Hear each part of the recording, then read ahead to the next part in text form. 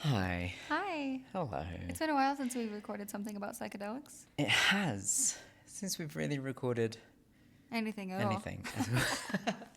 And here we are. Here we are. We moved house, but we're back. We're Look at back. it. It's so beautiful. Look at this brick. Okay. Sex, God, and psychedelics. What did you do this week? So this week I tuned into two things. One was around like harm reduction through the Zendo project. Shout out Zendo. And really just learning about things that we can do to prepare people for entering into a psychedelic space, but also things that we can do to support people that are potentially having challenges during a Okay. psychedelic experience. And what was this project that you mentioned, or? Zendo. They're Okay. a nonprofit Okay. who are typically set up. They do trainings and stuff as well, but they're also typically set up with beautiful tents at festivals or bigger gatherings. Okay, yes. I As remember a you saying. safe space, yeah, for people to go to when Okay. they're having challenging trips. There's a sitter who just holds space for them Oh, and wow. helps Okay. them navigate their challenge, their way through their experience. I would Okay. say. So this is a separate organization? This is a separate organization. Okay. Affiliated with who you're studying with, or I mean, affiliated, I think, in the sense that we share psychedelic space. similar They're missions? definitely allies. You know, I keep using that word, allies. So they are allies in terms of helping people navigate challenging journeys.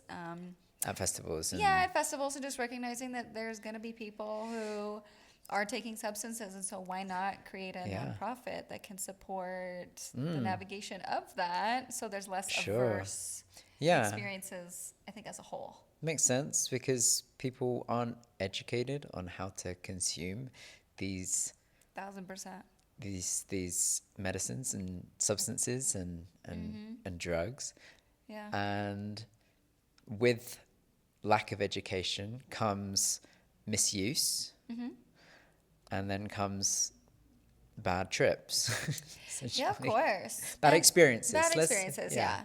And I think part of it is like I can speak into that for myself. You know, my first mushroom experience was at a festival of 25,000 people.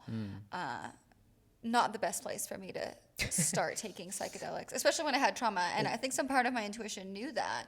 And so I was grateful for my friends who were my trip sitters. Thank y'all. They knew. Wait, sorry, I'm so confused. Like a part of you knew that? I think a part of my intuition was nervous about it. I remember telling my friends, okay. I said, hey, okay, we're going to take mushrooms. This is kind of like my first experience on a psychedelic.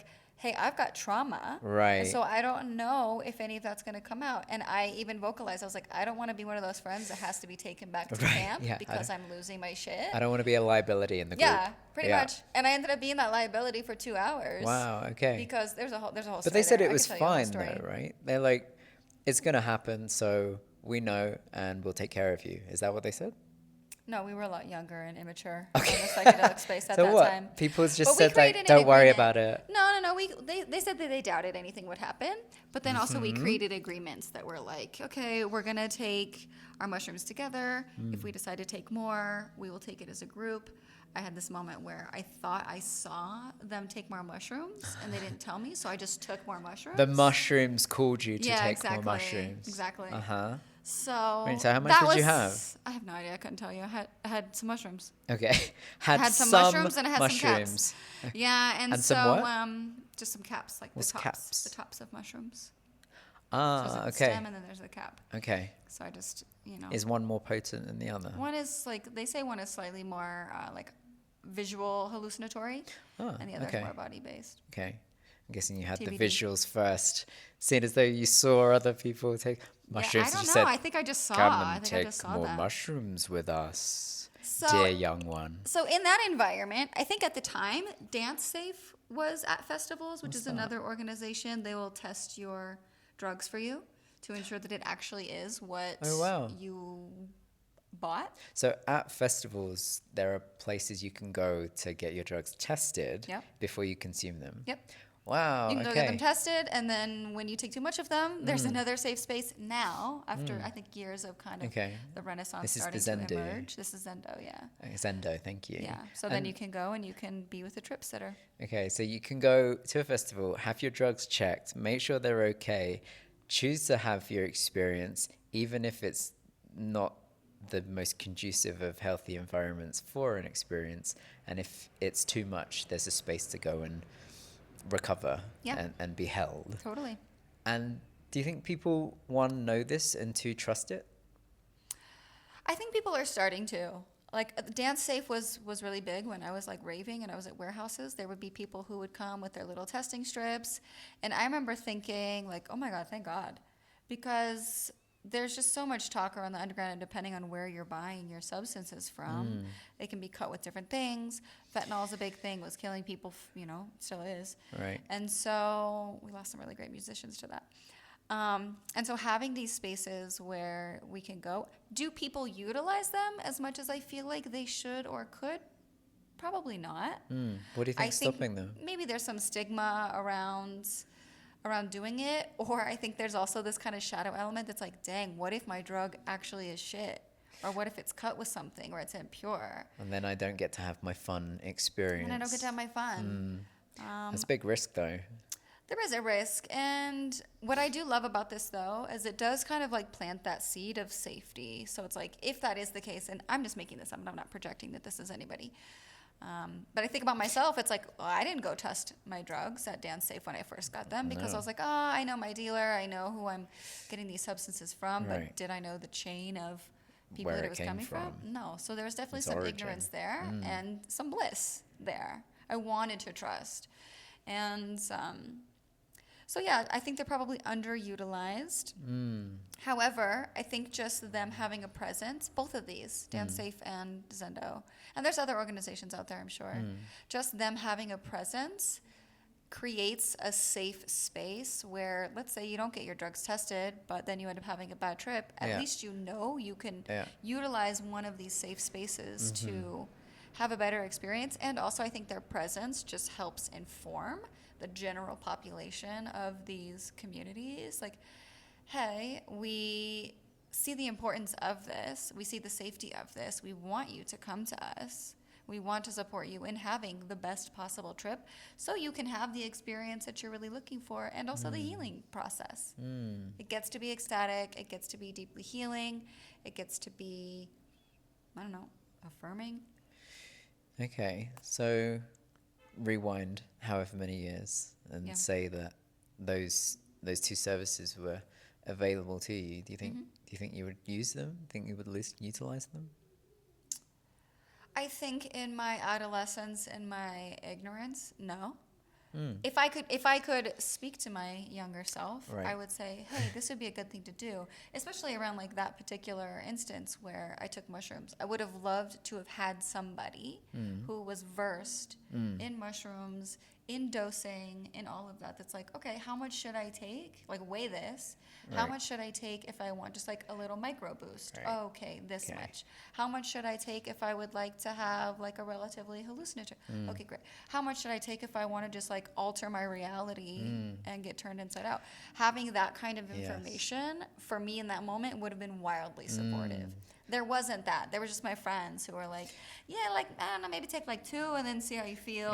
And that's kind of how the psychedelic experience, I think, starts out for people. Guys, how much do I need to take to be a liability to you? Or not a liability? Because I would be at festivals and I would have friends who would, don't do this, who would play games with each other. And they would call it like secret dosing or whatever. And so they wouldn't tell the other person how much LSD they were taking, for instance. It could be 5 tabs, could be 30 tabs. And there were moments walking around festivals where my friend was like, yeah, he dosed me, but he told me it was like 45 tabs. And I was like, how are we having a sober conversation? Like, how are you communicating to me in English? You know? And so there's also that energy in the festival. What is that energy? What is that? Like irresponsibility, escapism, willful ignorance. It's I think all of it. Daredevilishness. I think it's all of it. All of it. Immaturity.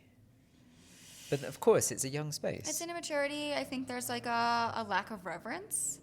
You know, and that's only something that I grew into. When I was younger, I didn't have reverence. I was like, wow, this makes me feel amazing. I'm going to take this as often as possible. Well, that's because the knowledge and information wasn't available to you. Right. Like, it's all in underground and in the shadows, and you have to figure it out by getting it wrong, rather than hearing from people who have got it wrong, learning how to trust them because they're trying to tell you this, not because they're trying to take the experience away from you. You know, we're not trying to steal your drugs and stop you from having fun. We're trying to, how can you have the best time? Yeah. And I do think and feel that that's the difference between using them as drugs and using them as party favors and escapism and to avoid, as opposed to looking at them as allies and resources to support a greater purpose. There's a totally different conversation that happens there. It can be both and. Sure. And of course, I feel like it can be both and when you have that knowledge and that skill set and that understanding of yourself as a sober person and what you are working with, shadows, insecurities, doubts, fears, traumas, as well as how you want to use them to better your life. The totality of the experiences available are all okay. Yeah. And allowed, and having sovereign choice as to which one you have can only be a good thing. It reminds me of like philosophy at Sex.Prayers is sex gets to be fun and pleasurable, and it gets to be divine and powerful. And deeply healing. Exactly. Sex can be so healing. Exactly. Yeah. Yes. Okay, so if you had a one word or one sentence takeaway from your studies today, what might that be? That's a great question. I want to feel into this for a second because I had two, Please do. and so I'm trying to.